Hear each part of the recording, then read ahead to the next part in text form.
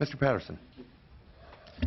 Thank you. I don't want to revisit the Los Angeles Times story, but I do want to suggest that it sparked some big picture concerns of mine with respect to the decisions that the authority has made to move from the Central Valley, then across the Tehachapi's, drilling into the San Gabriel Mountains, and eventually to the Burbank station, which, as you look it over, and as the other experts that weighed in on the story, it was, this is going to blow up your time sequence, and it's going to blow up the budget. So that's where I think the huge concern with respect to time, budgeting, and the decisions that were being made. So now we understand that I guess that section has been cut off of the proposal. But sooner or later, you're going to have to get to Burbank and drill the tunnels through the mountains. So you still maintain that given that route and the complexities along that route, that it can come in on time and at $68 billion overall. Assembly member, first of all, I mean, I fully understand why anybody would have those questions reading the article. We did bring with us today, I'm not suggesting that he testify, but I just wanted to demonstrate. We have a gentleman with us who is on our team, Mr. Francisco Fernandez Lafuente, who previously headed the infrastructure arm, the investment arm of the world's largest infrastructure company, ACS, Grupo ACS out of Spain. They built the Pyrenees tunnels. Mr. Fernandez is an expert in the tunneling methodology. If anything, he's telling us that they believe that with modern tunneling techniques, they think that the cost would be less than what we've estimated at this point. The Tehachapis, Mr. Morales makes a point that I always like to share, which is that Union Pacific got over the Tehachapis with picks and shovels in the 1800s. When Mr. Obernolte turns on the tap of water at his home, some of it is coming from Northern California through tunnels that were drilled through the Tehachapis, across the faults, and down into Los Angeles in the 1960s. Yes, tunneling is a challenge. I served on the BART board. There are 2 BART tunnels that go under the Hayward Fault. In the '89 earthquake, there was no impact on tunnels. These are things we know how to do. Are there going to be challenges? Yes. Sometimes there are unexpected challenges in tunneling. It may turn out to be more expensive in that area. I can't tell you that it won't. But I can also tell you, by the way, contrary to what was in the article, that we did offer to provide our tunneling experts to the reporter, who did not avail himself of that. Had he would have heard people who said that this is a technical challenge that is within the bounds of understanding and capability of the modern construction industry. The people of California have asked us to build a high-speed rail system that goes from Anaheim, Los Angeles to San Francisco. The only way to do that is to go through the mountains. When this legislature looked at it, when the public voted on it, they expected that we could do that.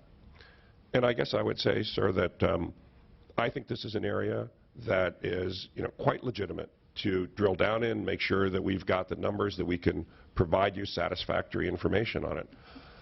But on a larger scale, I would say that as hard as this project is, one of the exciting things about it is we do this as Californians.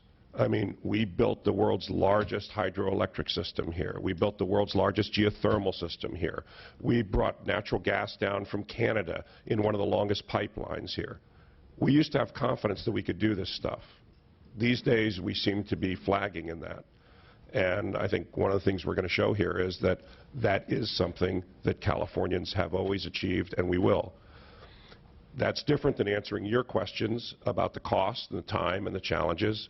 And, sir, we're prepared to do that at any point. We have the experts on our team who have international experience. We have a high level of confidence that we're going to be able to do this. Yeah. Again, the question was, you are representing to the people of the state of California that you have high levels of confidence, both in the $68 billion ultimate price tag and in getting this project in on time, given the restraints of the expectations in the bond language and all of that. And if the answer to that is yes, then say so. If it is maybe, then say so. Well, let me give you the best answer I can give you right now today. And Mr. Thompson said it. There are a range of uncertainties here, so I can't look you in the eye and tell you it'll be $68 billion. I will tell you this. When you see our new business plan, the number's going to be less than $68 billion. Today, right now, snapshot of what we think it's going to be. I'm more confident about the dollars, sir, than I am about the time. It may take us a little longer to do this than we said. So that's as direct an answer as I can give you. And as we update our information, we will continue to update you. And it does come to confidence. I think that is a legitimate area of exploration that I think an oversight committee needs to look at. I need to ask point blank and straight out about the chatter and the talk that we're hearing that there's going to be a turn from going from Central California south to going from Central California north. Is that what are we to make of that? And will that be in the business plan? Well, first of all, I'm sorry I started to smile because since it comes from the same popular media source, I have a whole range of things I could answer in terms of what are we to make of that. But let me just say this to you. Our board right now is working with our staff on this draft plan. What we're excited about goes to what Mr. Gordon talked about. We think this is the time, and Mr. Thompson said this is a critically important year for us. What we are going to show you in this business plan is that we have a very good sense of how to build this system, the entire system. And the sequencing and so forth is the sequencing. But nobody's going to be left behind, and that was the implication. Nobody's going to be left behind no matter what we do. And I think particularly for people, and I suspect, Mr. Patterson, this includes you, who are concerned about the private sector role, we have a very strong sense now of how to sequence public sector dollars, private sector dollars, which ones are best applied to which parts of the system, and how to do that. Our goal, sir, what you will see in this new business plan, is a focus on getting trains running up as fast as possible. Because as we can do that, that frees up private sector dollars and so forth. But we will be laying out for you in the next couple weeks with this draft plan how we build the entire system in California, not just part of the system. Again, I'm unclear on. Well, I'm only hesitating, sir, because we haven't. Should we expect a shift from the Southern California construction to Northern California construction? Should we expect that? Mr. Patterson, as a member of a plural body, I hope you'll appreciate my entire board has not had the opportunity yet to review this draft. And so it would be inappropriate for me sitting here right now to say to you what is in it. Then can we go so far as to say that you are considering it? What I would say to you is we're looking at all the possibilities. We're not afraid to relook at things that we've looked at in the past if that gets us to the goal of getting this done fastest and, as Mr. Morales said, in the cheapest way possible. I can't help but ask, how is this consideration of a shift from Southern California to Northern California, coincidental as it might be with the issues raised in the Los Angeles Times, how is this not a tilt toward at least a tacit admission that some of the concerns brought out in the LA Times article is correct? Assemblymember, because I will say this to you now, and I would say it if I had my hand on a Bible, nothing that we are deciding in this business plan has to do with worrying about that we can't get over the Tehachapi's at some point. Nothing. What we're looking at is how do we get a train, a high-speed train service that meets the criteria of the Bond Act to operate without a subsidy, up and running as fast as possible. We're looking at that section. We're looking at different sections. But I also, sir, have to say I would just like to say that I don't agree with the characterization of a shift or a tilt. We are talking about a business plan for building the entire system. You will see things that are very different than what was in the report. And what we're doing is right now we're working simultaneously in 3 areas. In your district, where the spine of the system is being built, there's a tremendous amount of activity. We're also working at the bookends in Southern California, where there are billions of dollars, including in Mr. Gordon's district, the upgrade of the Caltrain service, which will be part of our system, and in Southern California. You can expect that you will continue to see in our business plan simultaneous activities across the state. So that part of the report is simply wrong. Okay. Could I just add one thing on the issue of the tunnels and things? I think that the issues that were raised in that article were not news. It was not news. The concerns about getting through the mountains, the risk, the peer review group has identified those. We have identified those as issues that we have to manage.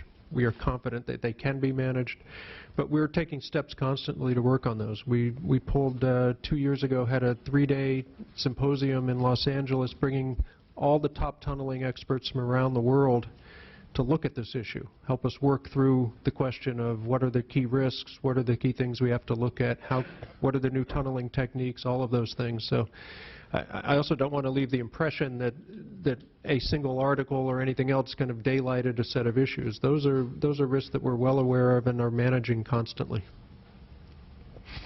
With respect to the testimony about the Board Finance and Audit Committee,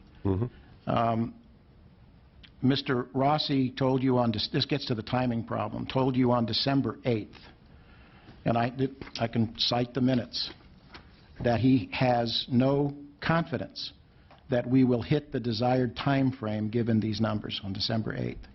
Those are the exact words he used, and it's contained in the minutes. He went on to flat out state for the record that as far as this committee is concerned, he does not believe in these end dates. Talk to us about the reaching of these end dates, and talk to us about the consequences if you fail to meet them. Sure. Go ahead. Yeah, that discussion was specifically referring to the completion of environmental approvals for the program, not the construction of the project.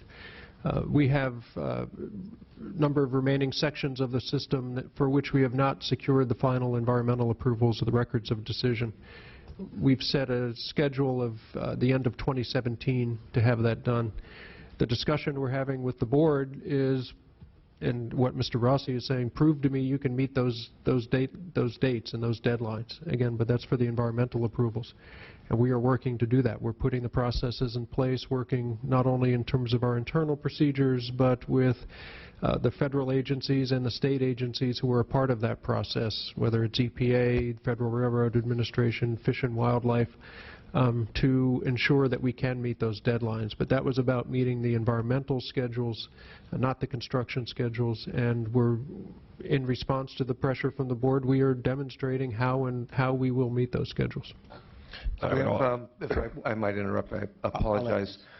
We have 15 minutes left in our hearing before we have to be downstairs for session. Can I get a show of hands how many members of the public would like to speak?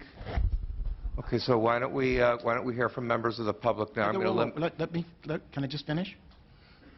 We have 15 minutes. With all due respect. So what is that, a minute for each member of the public? There's no reason to argue. Let's not have colloquy. Look, I suggested this earlier. You cannot do a thorough inquiry into the largest public works project in the state with 90 minutes.